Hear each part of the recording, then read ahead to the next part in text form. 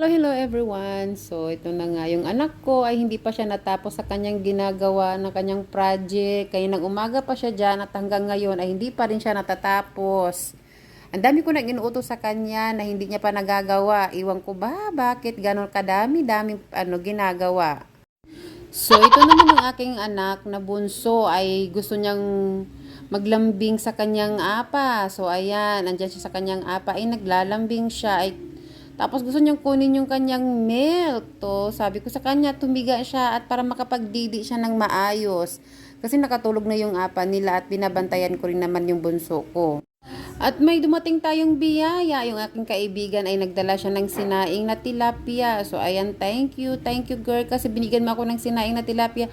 Actually, ang tagal ko nang hindi nakakain ng sinaing na tilapia girl. So, salamat. Salamat talaga at nakain rin ako ng sinaing na tilapia. Maraming biyaya pa sana dumating sa iyo at God bless you. Thank you mga mi. Thank you sa lahat ng support ninyo na pinagkaloob niyo po sa akin. Good night everyone.